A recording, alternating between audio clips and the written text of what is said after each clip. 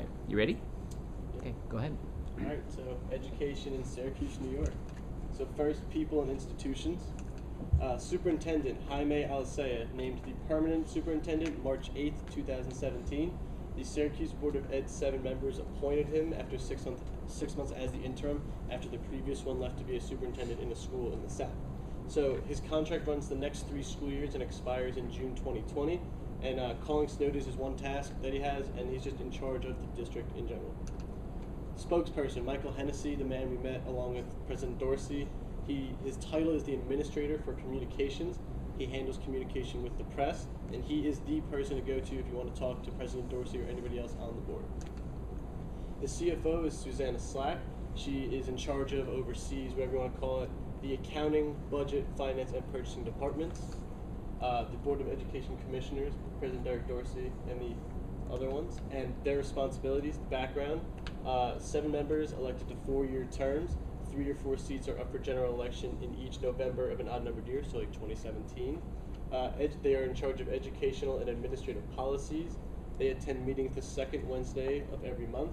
They determine orientations and priorities of the school board, taking into account electors, parents, and students, and they supervise the superintendent. Yay. Okay, so the Parents for Public Schools is actually a national network for parents to unite and foster and support public education, and Syracuse adopted it because they wanted more than a PTA, so to focus more, because PTA focuses on individual schools, and they wanted something district-wide, and their goal is to promote community awareness of educational issues. They have a website, but honestly it hasn't been updated since 2015, and their president is Caleb Duncan, and they actually have a lot on their Facebook page, which I would go to if you want story ideas, because they have different blog posts written by all the parents and whatnot. Another association is the Syracuse Teachers Association, and that's the union of the group of teachers who work and bargain collectively. Their president is Megan Root, and she got there very scandalously, so if you want to look that up on your own time. On their website, they have different blog posts written by teachers and everything from absences to benefits and healthcare, so it's like another forum for story ideas, and her information is there. This is the statistics on the Syracuse City School District. So as you can see, I think it's pretty diverse compared to my high school. Almost 50% African American and 23% is white. And they have almost 20,000 schools in their district with 36 different schools. And those are the different types of schools. And then here are the statistics on standardized testing. As you can see, it kind of goes up, their test scores, but a lot of websites say they go up a little bit, like 65%, because a lot of students drop out by that point. So, yeah. And then these are problems: poverty, violence, and as we talked about, a number of families fleeing public schools is an issue. All right, so we'll move on to some of the processes related to the Syracuse City School District and beyond. So as we mentioned, we already talked about the Big Five, which include Buffalo, Rochester, Syracuse, Yonkers, and New York City, as well as occasionally Utica. And so the big things when it comes to the budget is that they can't levy taxes or incur debt. The budget has to be approved by the Board of Ed and then by the city government, which is different than for the suburbs. And the biggest thing is that the majority is state funds that contribute to the budget. And so when it comes to the Common Council, which is what serves as our city government here, they have 1 president and 9 members. There's the president and 4 members are elected citywide, and those are on 4-year terms, where the other 5 committee members are considered district councilors. That's based on the population in broken up districts, and they are elected to 2-year terms, where each can only serve a maximum of 8 years. And their job really is just to enact laws for the city government as a whole, and then when it comes to the budget, it really comes to they're the ultimate approval. So the biggest takeaway would be that the Syracuse City School District is just one aspect that the Common Council really controls and kind of oversees, because as the Common Council mentions on their website, no law can get passed without the overseeing of the Common Council. So that's kind of how the two of them interact. All right, so as Nicole mentioned, the Common Council has the final say on the budget, and it's a multi-step, around 3-month process in order to get there. It begins with the proposed budget presentation. The one for the 2018-2019 school year is, as I mentioned in the pitches, next Wednesday on the 14th. And then it goes through a series of public hearings. Eventually it's adopted by the Board of Educators, and then finally it gets to the Common Council, who give their final approval and it's enacted. In terms of the budget itself, it's around $417 million budget. Nicole also mentioned that the largest chunk of that by far is state aid. It's around 80.1% of that, which is around $330 million. That's calculated through various different formulas. There's not much by way of other things. The next biggest one is only at 14%, and that's the tax levy.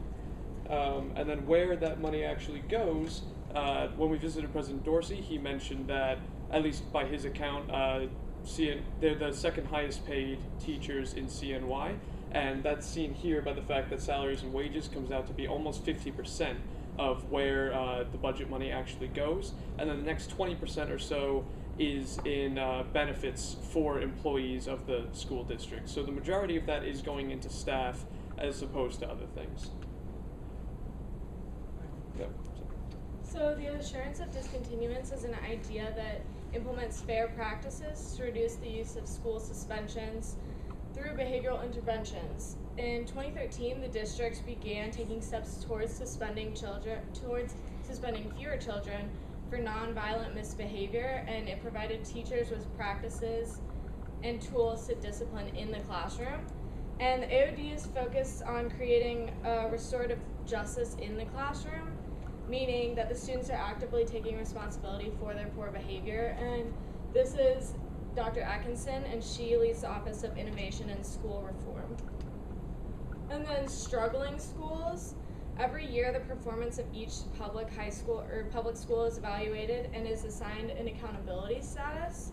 This year, these are the schools in the Syracuse City School District that have been designated as struggling schools, and therefore they are placed under state receivership requirements. Specific actions will have to be taken to improve these schools' performances within the 2 years, or an independent receiver may be appointed to these schools. Okay, so looking at some of the differences between the Syracuse City School District and other school districts, particularly some of the suburbs around the area, the city schools are funded through the state, as we sort of mentioned before. Suburbs, the primary funding comes from property income, from businesses and homeowners in the region. The property tax rate is significantly higher in the suburbs, and that's something that has impacted budgeting for the Syracuse City School District. And the Syracuse City School District operates as a branch of local government. That's not the case in the suburb. They're not necessarily part of the municipal government. The budget in the suburb is approved directly by voters, whereas in the Syracuse City School District, the budget is approved annually by the Board of Ed and city governments. And when we're looking at rankings overall of the Syracuse City School District, it's ranked 43 of 63 districts in spending per pupil. That's a lot less than the surrounding suburbs, just because the budget is significantly less per student. So places, there are a few places that are pretty important to the education departments in New York and in this area. So starting with the education offices, which is the New York State Education Department, and it's located at 89 Washington Avenue in Albany. Basically, it's a part of the University of the State of New York, which is one of the biggest commissioners for education in the country. So the offices that are a part of it, some are education-based, some are more administrative-based. So like Office of Preschool through 12, higher education meaning college, and then cultural education. And then with administrative-based, it's more of like the financials and adult learning and basically like performance improvement, helping teachers and facilitators. So then next is the admin offices for the Syracuse City School District. So this is the one we went to. It is 725 Harrison. So the main admin offices that are at this location are the Human Resources, the Special Education, Facility and Operations, and Health Services. These are all the offices of where the people, the administrators who are listed below are at. However, you can reach them by contacting the communications administrator, who is, once again, Michael Hennessy.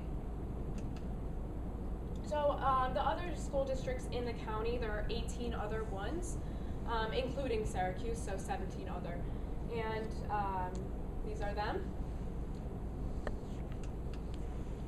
So Say Yes scholarships. So basically, nationally, it was founded in 1987 by George Weiss in Philadelphia. He wanted to give 100 students a chance to be able to get higher education. So locally, it's a partnership between the Syracuse Public Schools and around 100 universities or colleges. The requirements to get this: you have to live in Syracuse, you have to enroll in a public high school, you must have graduated from said high school, and you have to be enrolled in college and able to apply for financial aid each year. And there are 3 different types of grants for this. There's the Say Yes Tuition Scholarship, which is the most popular one, which pays for everything in full.